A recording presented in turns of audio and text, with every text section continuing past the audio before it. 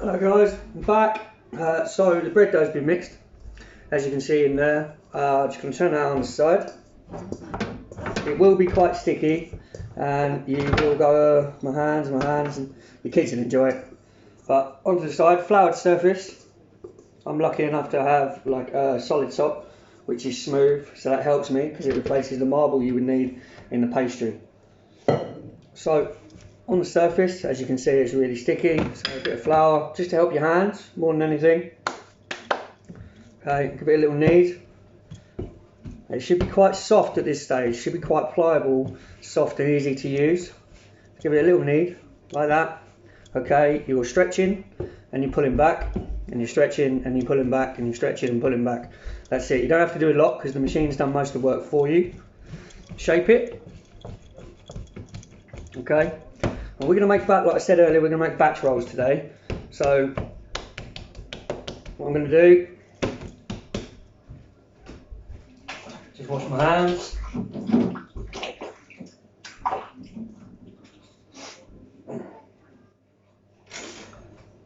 One of these, my secret weapon.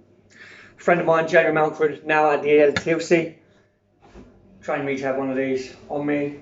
Down my apron all the time. It is an invaluable weapon in the kitchen. You can use it for anything. It's more important to me than, you know, having your apron, having your heat cloth, those kind of things. Anyway, so moving on. Okay, so you roll out your dough to a sausage. Cut them. Normally I'd say, oh yeah, you have to, you know, weigh out 100, 120 grams, 150 grams, something like that. I'm not going to bother today because, you know, it's Wednesday morning, and to be perfectly honest with you, I can't be bothered. So roughly equal size. Okay, you're only going to get sort of 4 or 5 out of it, but that's fine. And there we go. So I've got 4. Okay, this is really important. This bit, push it down, fold it back on itself underneath, like so. Pull over to the top, and again back on itself, pulling the bits from the outside over and into the middle. Okay, over and into the middle. You turn it over, give it a little shape up, put it to the back. Same with the last 2. Okay, that's it. Shape, back, again, back and in, turn it, back and in, turn it, back and in. See what this is happening here? That's what you want on the top. That gives you a nice smooth finish to your rolls. So, quick clean down.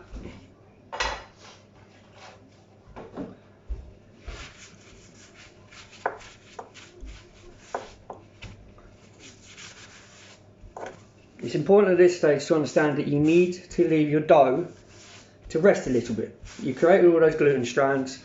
That's the stuff that makes it nice and rise and everything good, working with all the mixture we put in, the yeast, the sugar, the milk, the water. Just give it a few minutes just to settle. That helps the bread, okay? That helps it relax, chill out, and just get itself into a position where it's easier to use and you get a better result. Now, I'm not going to be making, like I said earlier, I'm not making perfectly round rolls that you buy from the shop today. I'm making what we call a batch. So slightly wider, slightly shorter and thinner, rather than big and round like a dome. They're going to be more square shaped, so that way when they bake, they don't rise as much, but they're nice and soft and floury. Okay. When you're using a bread dough and you want to roll them into a roll, make sure you work on a clean, dry surface. Yeah. Otherwise, you're never going to get it to roll. So when you're doing a roll, for your hand like so, little fingers, last 2 fingers on your hand here, and basically you're cupping. Okay, this is the motion. Okay, so you cup and pull, cup and pull, cup and pull. This is what you're doing, this motion.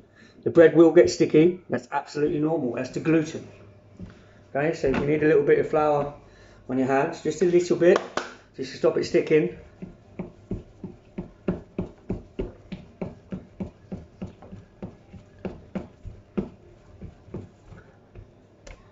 Like I said, it will be sticky.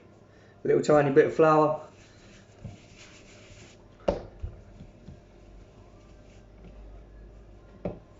Again, like I said before, we're making a batch, so I'm going to just make them, flatten them down a bit. Okay, over here, baking sheet, greaseproof paper, simple stuff. On, next roll. Same process, okay, in, like that, okay. So you're cupping with your hand the whole time. You're pushing in with the bottom of your hand, you're pulling over, and you're cupping again to push it back up. This creates, like I said before, that nice tight top to the roll, which will give you a nice finish.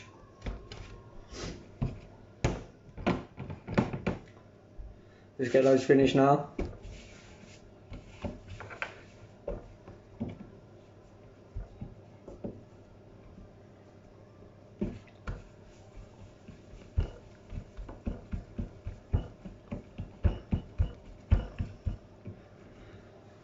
There we go, and the last one.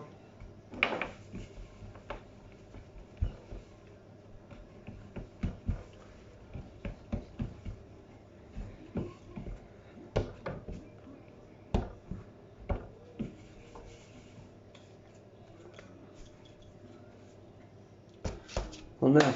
At this point, if you want to be all fancy about it, you put a slashes in the top. I'm not massively fussed about it, so I'll just quickly go through it.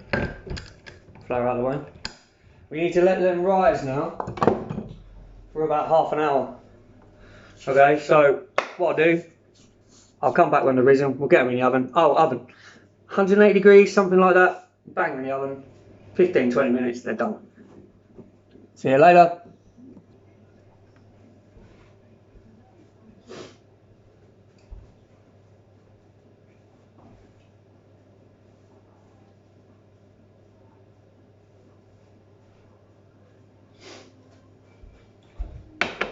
Sneak peek, bread dough, rolls, gonna be banging.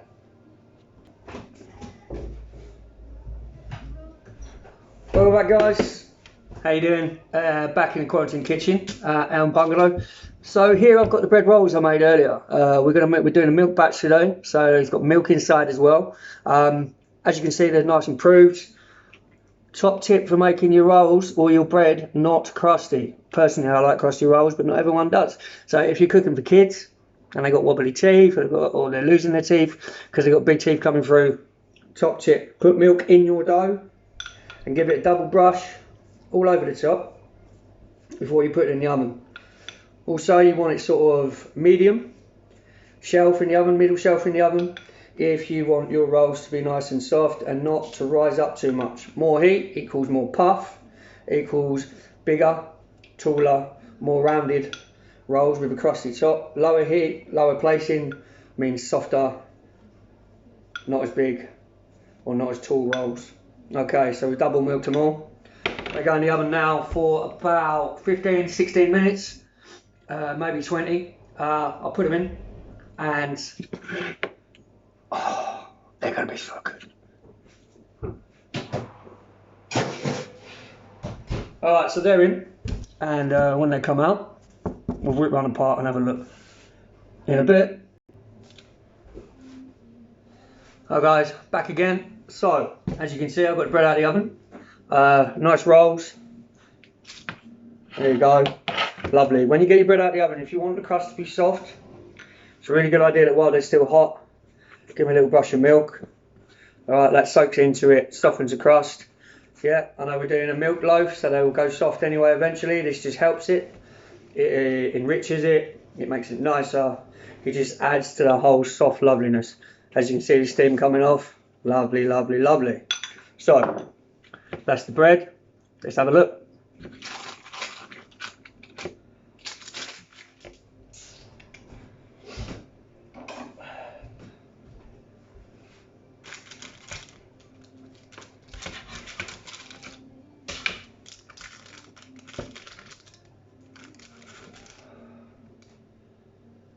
You may well see in there that there's a little bit of different colour. It's like quite yellow. That's because the bread, I put a sun-dried tomato and cheddar cheese seasoning in there just to give it a little bit of something.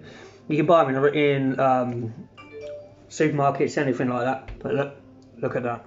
Lovely, steaming, fluffy, hot, beautiful bread. So that's step one with bread. I'm sure if you've seen on my Instagram or on my Facebook, we'll do loaves of bread as well. That's next. Also later on, I'll be doing a vegetarian and prawn curry.